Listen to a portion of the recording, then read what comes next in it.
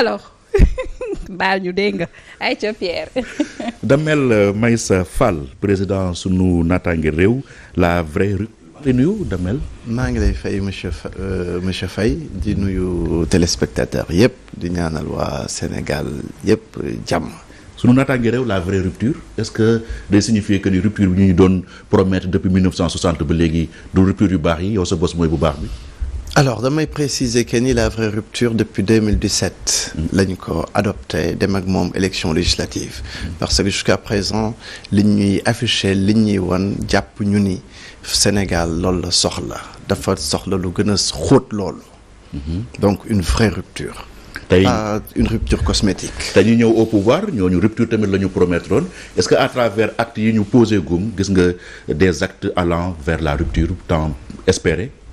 Pour le moment non je ne veux pas faire la fine bouche je ne veux pas faire le pessimiste mais pour le moment en tout cas ñun suñ naataange réew li nga xam ni moom la ñuy bind ak di ko wax depuis les élections de 2012 ak léegi ak li gars yi di proposer c'est en deçà de li nga xam ni moom la suñ naataange réew gëm. président Bassirou Diomaye Faye depuis ba ñu ko falee ba léegi gisoo benn acte de rupture bu mu posé. En tout cas ñun suñ naataange réew li ñu tegagum li ñu gisagum yeggagum ñun ci li nga xam ni moom la ñuy xaar. da nga am xel bu tey si régime bu bees bi. duñ ni dañoo pessimiste mais dañoo sceptique il faut ñun ay actes parce que ay discours la ñuy dégg te discours yi bu ñu ko càmbaree dañ ciy gis ay contradictions. ay yan contradiction nga relever seen discours. xam nga tey jii bu président ñëwee nii.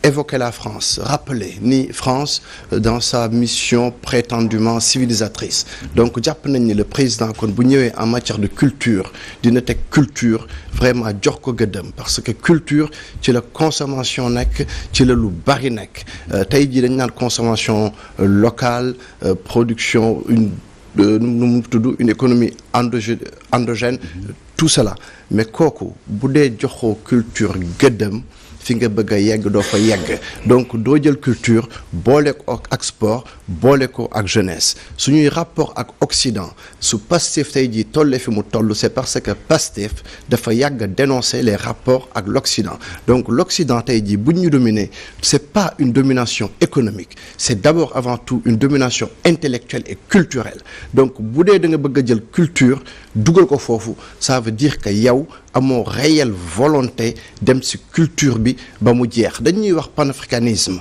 dañuy def référence à Cheikh Anta Diop donc je l'ai déjà dit sur un plateau donc bu ñu xoolee Cheikh Anta Diop la quintessence de sa pensée vraiment c'est ce retour à l'africanité donc déjà boo jëlee culture dugal ko foofu néewal ko doole dafay mel ni tey jii waroo nga ak yow li ngay afficher.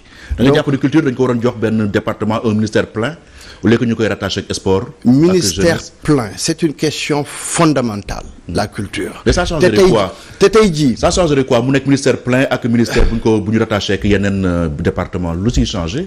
tey jii may ma ñëw boo xoolee tey jii pays yëpp ñu ngi dem ci ay xeetu nationalisme ku ci nekk yaa ngi def ay repli identitaire ku ci nekk yaa ngi jéem a promouvoir sa culture donc ñun on peut pas vivre à vase clos quand même.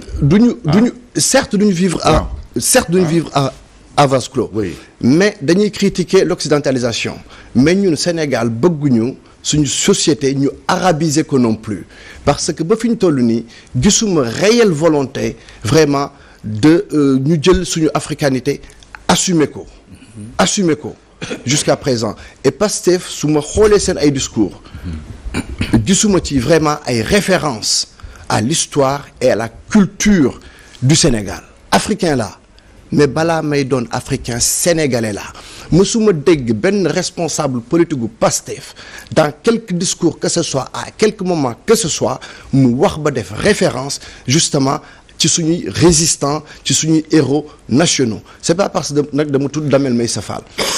mais Pastef déjà seen siège Mamadou Dia lañ ko tuddee. Kër Maodo.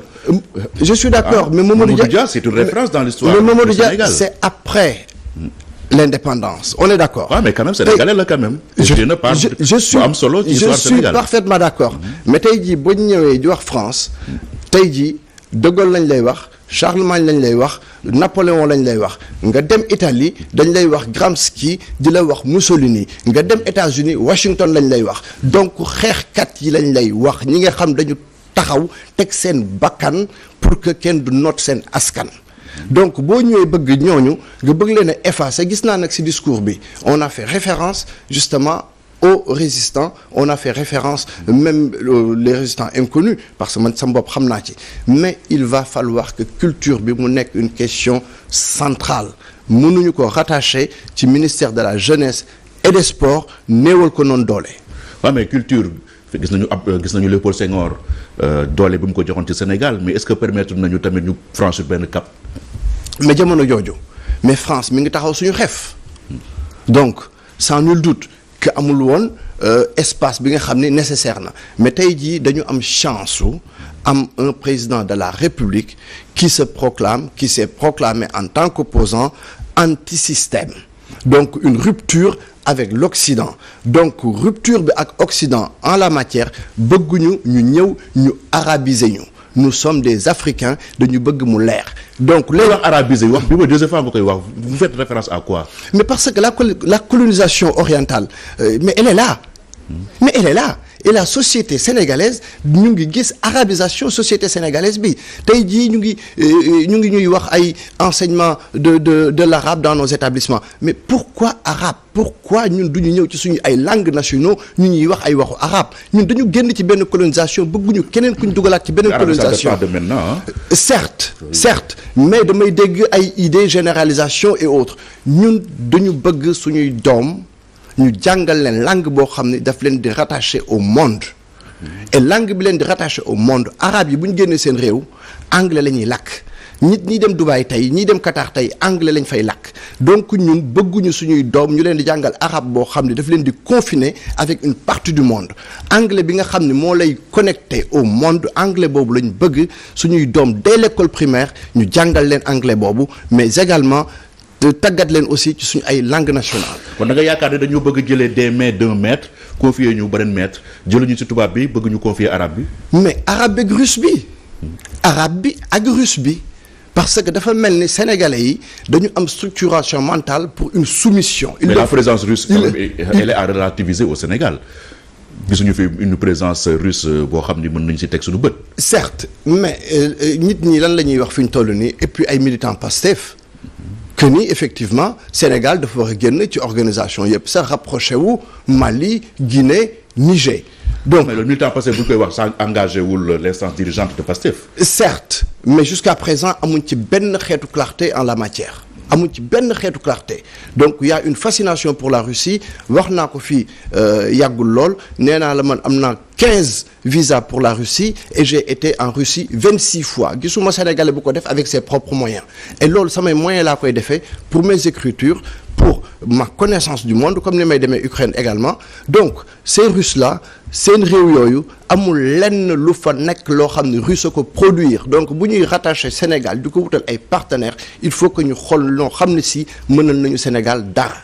oui Salma. oui muy waxu arabisation mais man bizarrement dégguma benn yoon ci programme wala ci campagne yu Pastef ñuy wax lu ni mel parce que ñoom li ñuy wax mooy.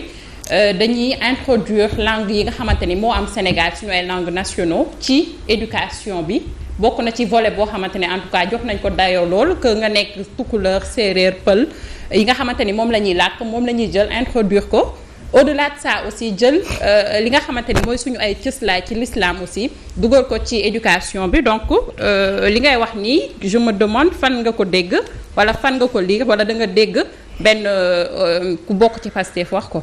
xam nga soxlawul waa Pastef wax ko observateur là de ma société xam nga man may wax 2015 après une tournée à travers le pays que le salafisme est au Sénégal boobu kenn waxul Pastef kenn waxul salafisme au Sénégal les enregistrements sont là damay observer sama société gis ni j'ai été dans des régions du Sénégal yoo xam ni pratique religieuse bi bokkul ak man ni ma ko xamee donc j'ai senti qu'il y avait quelque chose dans cette partie du Sénégal là mani leen tant que defuñu un aménagement du territoire équilibré investir dans certaines régions bu mu ñu jaaxal bu ñu yeewoo suba ñu ni ñu salafisme bi mu ngi dugg ci réew mi. donc étincelle la ñuy xaar. salafisme bi ak arabe bi ban rapport la am.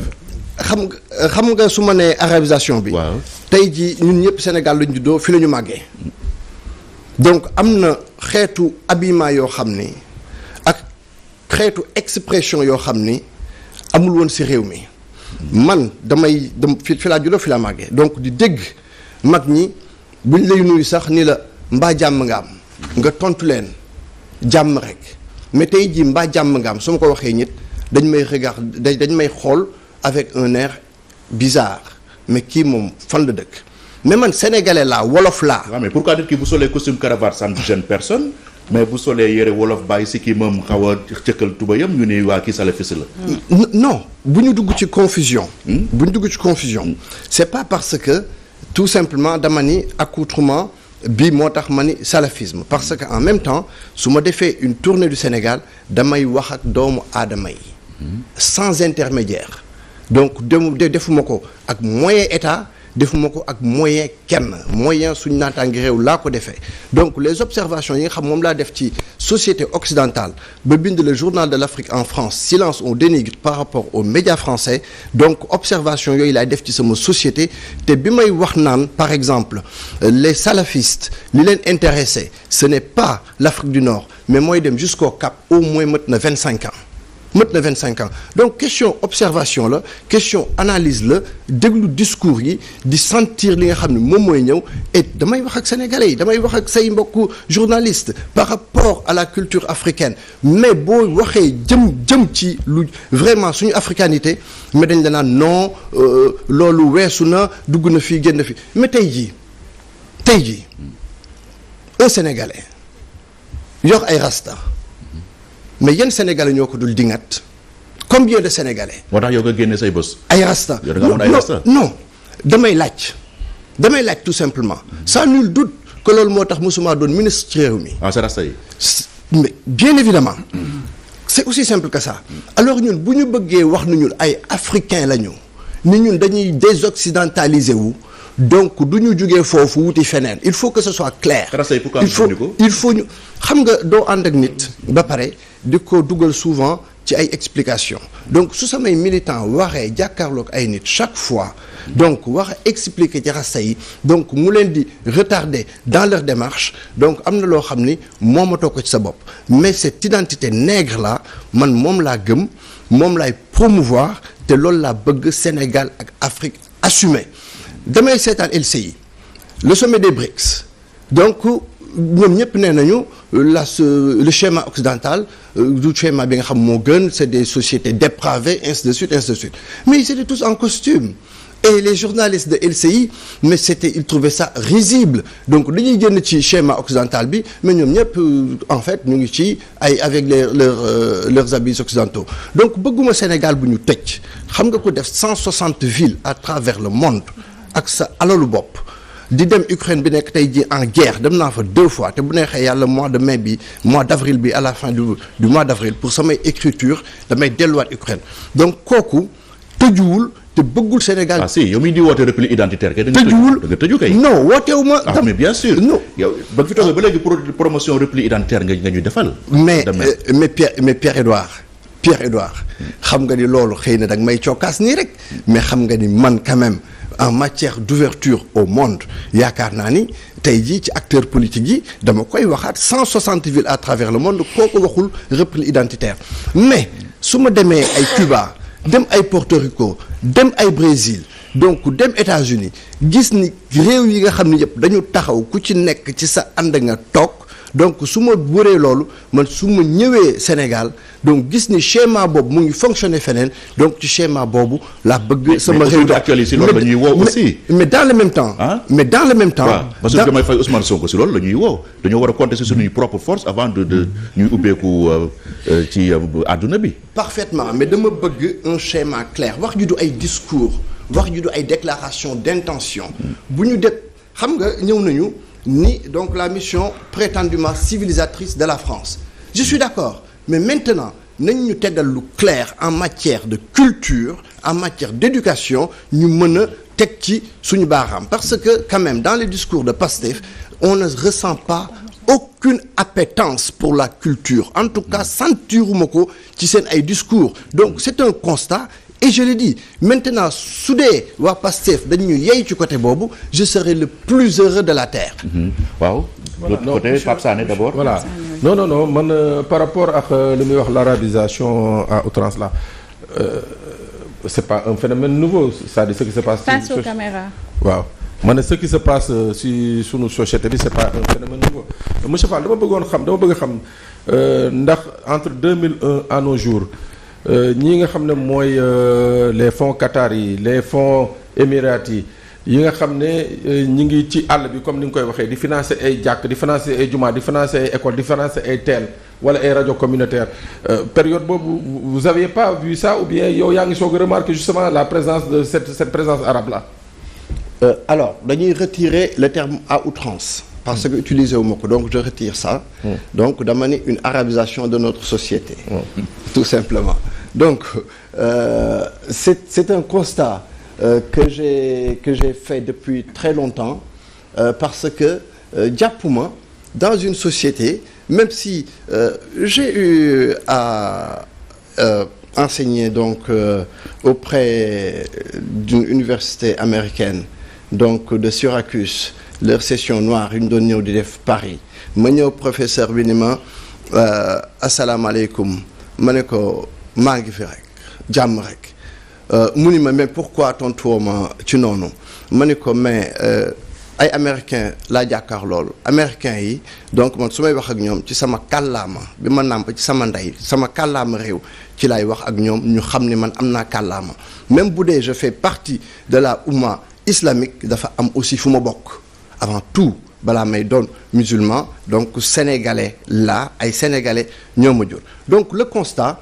c'est pas une question d'outrance mais on voit un glissement boo xam ne bii mooy li ma doon wax sànq le sénégalais dafa mel ni amul cette capacité d'autonomie là cette am volonté moom boppam promouvoir li nga xam ni moom la moom loolu jotewul lenn ak repli identitaire jël li nga moom face au monde man su ma demee di wax ak ay ukrainiens ay italiens ak keneen mënuma ñëw di leen tegal ay éléments de culture yoo xam ni ay éléments de culture yu jógee feneen la li Sénégal moom lay promouvoir du ma promouvoir leneen loo xam ne nag jotewul lenn ak religion bi. mais mënoo ñëw di leen làkk wolof non plus parce que wolof bi boo génnee Sénégal génn sous région bi mënoo toog wax feneen. moo tax ma ni la anglais bi. donc connecté suñuy doom ak loo xam ne si justement day tax ñu mën a wax. mais bépp doomu dugal aadama bilingue bi bokk na aussi ci seeni objectif jàngal anglais yi xale yi dès le bas âge. loolu dañ ciy sant yàlla parce que kooku bi ko suñu naataange réew di wax 2012 fii ci hôtel Terrou bi ni dès l'école primaire justement suñuy doom ñu jàngal leen anglais et au fur et à mesure ñu génn ci français bi parce que français bi ñu nag sous région bi la ñu nag belge yi la ñu nag québécois yi la français bi connecté wuñu au monde donc ñu jël li nga xam ne 300 millions de locuteurs quand même. certes mais àddina bi le monde entier nag ñoom anglais la ak espagnol. Absolument. C'est majoritaire donc ñu connecter le Sénégal au monde et pas. mais Pierre aussi. et pas uniquement à la France. waaw Serina. waaw c'est-à-dire que dafa am benn paradoxe bu ma si jaaxal quoi parce que Dambal Maysa mu ngi prôné à ce que vraiment ñuy utiliser suñu identité maanaam lu ñu moom alors que li gën a judicieux li gën a rafet mooy tey ji buy ñëw ci plateau bi mu sol sax yére wolof quoi comme ça buy ñëw ñu xam ne wax dëgg yàlla kii li muy woote lu dëgg la ci moom. mu sol caaya par wala exemple. sax mu sol caaya wala mu kaalawu quoi. alors mais yaa ngi ñëw di jaay ay yére tubaab bu ma bëgg ñëw gëm. alors kooku dafay nekk une vision très très réductrice de mon propos très réductrice de mon propos. tey jii ay yére ay doomu aadama ñoo ko defar te defaruñ ko pour bii xeet wala bee xeet parce que wax naa ko ci président Bassirou Diomaye Faye y a des symboles yaakaar naa ni bu ñuy jël tey jii les acteurs politiques yuy feeñ ci télé bi ci fi sol le plus de mbubu africain waxuma ay Bazin ak ay Getzner parce que Bazin ak Getzner xëy na benn yoon wala ñaar yoon la ñu ma ko ci télé bi mais des tissus africains produits au Burkina Faso ou produits au Sénégal bu ñuy def les statistiques kenn du jiitu Damel Maysa Fall. ok preuve à l'appui. Pourtant sànq yaa ngi ne si sommet BRICS bi les journalistes occidentaux ñu ngi doon reetaan les dirigeants du BRICS parce que ils étaient habillés à l'occidental. Justement. Mais voilà. Justement. Mais da nga jël loolu dafa mettre xam nga tey jii da nga ni repli identitaire donc c'est la preuve que nekkuma ci repli identitaire n'est-ce pas mais bu ngeen demee village. kon vous reprochez aux responsables du BRICS de ne pas s'habiller. je ne leur reproche rien c'est le constat tout simplement justement journalistes yi. tey jii bu ngeen tey jii bu ngeen demee Thiès. def une petite enquête dinañ leen ni Damel Meïssa Fall en 2012 ou 2013 moo fi produire une centaine de paires de chaussures offrir ko aux meilleurs élèves de 5 établissements de Thiès des produits yoo xam ni suñu ay artisans ñoo ko defar c'était quoi?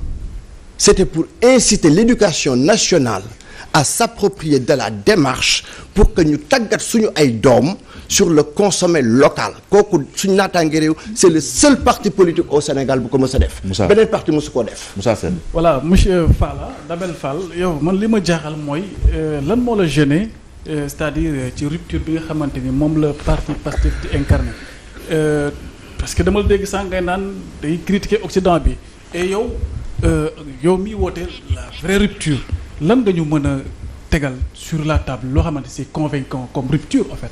Rupture Pastef gêné wu ma c'est parce que tout simplement dafa nekk en deçà aspiration suñu naataange parce que tey jii bu ñu jëlee ci wàllu corruption parce que ñun foofu la ñuy départ réew mi kenn mënu ko liggéey kenn mënu ko defar te xeexoo corruption à la racine c'est la mère des batailles et en matière de corruption Pastef ak parti yu ko fi jiitu yépp amul lenn lu ñu teg ci table bi ay protocole clair précis ba l'usager par exemple de la circulation mën a xam ni moom ak policier bi lii lañ seq. mais xaaral ba gis leen en œuvre gouvernement boo xam ne kenn installé gu ko nga commencé juger. Pierre may ma loolu teelul Damel. Pierre may ma yeggalee. allez-y waaw. projet bi.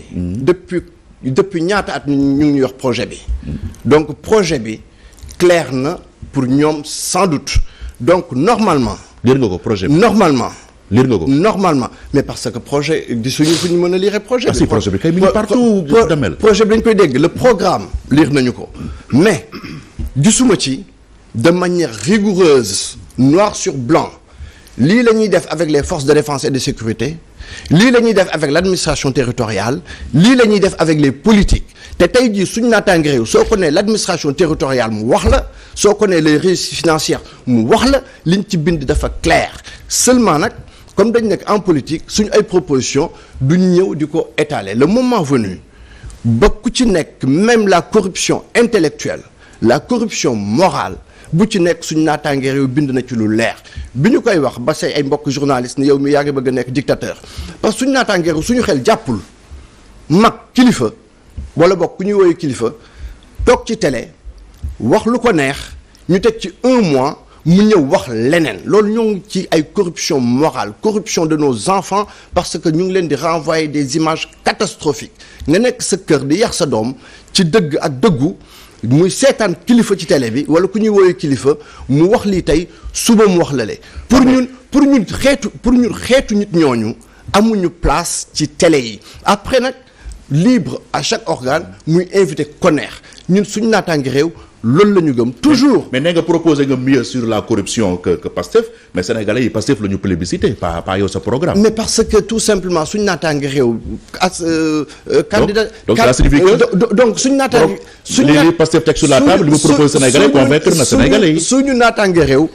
candidaté wul pour élection présidentielle 2024 donc mënuñoo comparer de ce point de vue là. ah mais yaa ngi comparé depuis tout à l'heure. mënuñu. lii la Pastef proposé man li laa proposé. mais dama ne nga nekk ci benn dualité ak Pastef.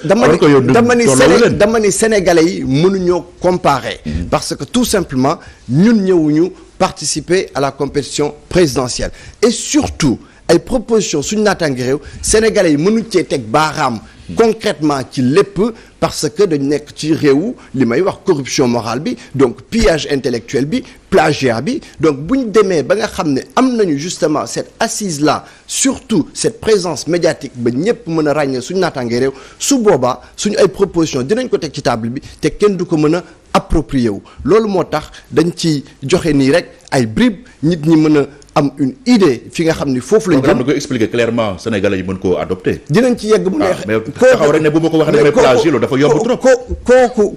kooku monsieur Faye buñ ci yeggee. buñ ci yaakaar naa buñ ci yeggee. candidat déclaré la woon en 2012. est-ce que mos na dem ci ay élections. buñ ci yeggee bu neexee yàlla donc xam nga boo may poser boobu question ça veut dire que mooy li may wax présence médiatique bi nga xam ni bëgg nañu ko am assise bi ñu bëgg am ci médias yi amaguñu ko. ndaxte il faut commencer par être un politique résident d'abord. dem nañ élection locale. am nañ koy conseils municipaux fi may wax ak yow nii. oui dem nañ élection législative 2017. bii ñaata député nga am. du ma citer benn ministre. bi trois député la législative bi trois anciens ministres di am 6000 voix. ay conseillers présidents di am 6000 voix wala 4000 voix. dans le cadre de coalition ak ay moyens yu largement supérieurs à nos moyens suñu naataange réew a obtenu 12000 voix. te xamoo sax sama sant. waaw man de ndax am nga député n'est-ce pas. amuñu député. d'accord mais am nañu 12000 voix te yéen ñi ñëpp kenn xamuma ci. n'est-ce pas. ok yow yaa ma xam yow yaa ma xam. awma benn visibilité. awma commencer par résider au Sénégal. France ngay nekk. awma benn présence médiatique mënul bokk ak ñeneen. awma benn visibilité. te pourtant am naa 12000 voix. donc lu ndaw la ma doon wax pendant justement la campagne 30 secondes yooyu ou 1 minute yooyu donc sénégalais ñu ci dégg jox nañu ci 12000 voix sachant que suñu ay éléments de propagande dama koy fàttaliwaat ñu ngi leen jot à 48 heures justement du scrutin et surtout nous n'étions pas présents dans tous les bureaux sur le territoire national te xam nga di képp ku teewul ci bureau yi gars yi say vote sama yaay ji ma jur fekkul sama bulletin ci bureau am. waaw on va pas refaire cette élection là Damel Maïssa rapidement le temps. non c'était simplement pour dire. à Salma. que suñu naataange réew dem na élection suñu naataange réew ñuy dégg discours am na lu leen ci doy. politique de natalité bu Sénégal nekk na tamit si day devenir très souvent si say discours ban attente nga si am ak nouveau régime bi. ay interrogations parce que gis nañ fay acteurs politiques yuy def évoquer très souvent la présence des Guinéens sur le territoire national. te kooku bu ñu koy wax question maa ngi dégg aussi ñu koy évoquer pression sur les services publics l'école la santé donc loolu dama bëgg donc le nouveau gouvernement wax ñu quelle est la politique de natalité bi nga xam ne ñoom moom lañ fas yéene adopté parce que ay infrastructure bu ñu koy defaruñ ko pour ay bëy defaruñ ko pour garab yi ay nit ñoo tax ñu koy def donc il faut ñu xam ñu mën a projeté wu par rapport ak ëllëg donc infrastructure yi dafa am ay population yoo xam ni ñoom la war a supporter donc en fonction des moyens de l'existant ban politique de natalité la ñuy adopter est-ce que dañuy ñëw dindi li nga xam ne moom la Sénégal doon def boobu ba léegi en matière de planning familial wala li Sénégal doon def ba léegi dañ koy wéyale wala boog la question day nekk une question tabou boo xam ni kenn mënu ko laal. sama question est-ce que da nga yaakaar ni on fait trop d'enfants au Sénégal. ce n'est pas de cette manière-là que je me suis exprimé. dañoo fal un nouveau gouvernement et suñu naataange réew de manière légitime demande à ce nouveau gouvernement d'être précis en matière de politique de natalité. donc parce que foofu bu ma fa duggee. nga bëggoon mu yow ba pare nga bëgg gouvernement bi wax si. maa ngi la posé question léegi nga bëggoo si répondre. non est-ce que da nga jàpp le Sénégal lu ñuy dafa bëri wala déet. j'interroge et je suis légitime dans justement cette interrogation là dama bëgg suñu gouvernement wax ñu par rapport au futur parce que bëgguma suñu réew nekk toujours ci politique de rattrapage école doyul hôpital doyul tali doyul dara doyul ñépp a ngi koy wax léegi loolu bu doyul c'est par rapport à la population la doyul donc il va falloir que le nouveau gouvernement wax ñu en la matière lan mooy politique am de manière claire simple bis bu ko waxee ñun en tant qu'opposant ñu mën a réagir par rapport ak li nga xam ne moom le gouvernement bi wax est-ce qu'on efface ce qui fut ou alors est-ce qu'on garde ce qui fut la question elle est simple. ñoom la ñu fal nañu Seydina day poser question mais président bi am ñaari soxna moom yaakaar naa est-ce que dina limiter njur gi yaakaaruma ko de Seydina Aïcha. bon peut-être par rapport ak identification bi mu wax ne waa Pastef amuñu ko parce que maanaam bu ñuy wax des fois doo gis benn africain bu ñuy mettre en exergue wala benn sénégalais bu ñuy mettre en exergue sànq yaa ngi ko doon jox Mamadou Dia Mamadou kii nu nga def sax. jàkkaarloog caméra bi Seydina. Mamadou Dia. Mamadou Dia effectivement waaw. c'est ça léegi bon naka la mën a gisee par rapport ak décision yi nga xam ne Ousmane Sonko njëkk a jël bu mu nekkee mairie bu Ziguinchor maanaam lépp loo xam ne ay tour la woon nekk ci biir dëkk ba ay rue Général de Gaulle ay rue lieutenant Treusch l'avenue xaw ma du capitaine Chevalier loolu yëpp mu daal di koy ngéntewaat duppee ko ay Sénégal ay africain ay nit ñoo xam dañ leen ràññee seen biir réew. ba finalement Cour suprême ñoo mujjee jël décision daal di koy annuler loolu naka la ko gisee moom. Damel est-ce que amul identité. kooku suñ naataange réew bi mu koy wax yàgg na que ni suñuy mbedd dañ ko war a tuddee suñuy nit yàgg na. da ngeen ko wax. Sonko def kaa jëf. c'est ça non parce que dafa wax ne waa Pastef amuñu identité. amuñu référence. bàyyi ma yegg si. monsieur Faye. te dalal nga ma fi. ma ne la suñu mbedd ñuy tuddee rue X 22X. te même bu dee tuddewuñu leen des personnages historiques mais dañu am ay enseignants dañu am ay médecins ay infirmiers nit ñoo xam dañoo def ci askanu Sénégal ba Sénégal mën a toll tey jii fi mu toll donc ñooñu mbedd yi tuddee X ak Y mbedd yooyu nañu leen ko tuddee ay sénégalais kooku suñu naataange réew daf ko mës a défendre naa ko ci sa plateau donc côté boobu. may nga ma opportunité ma ñëw foofu parce que bu tubaab bi ñëwee saaga suñuy maam ni ñu tirailleur lan lay tekki. qui tire ailleurs donc bu ñu ñëwee 21e siècle leader politique panafricaniste nationaliste approprié wu terme une insulte de l'Occident vis-à-vis de nos ancêtres suñu xel mënu ko jàpp.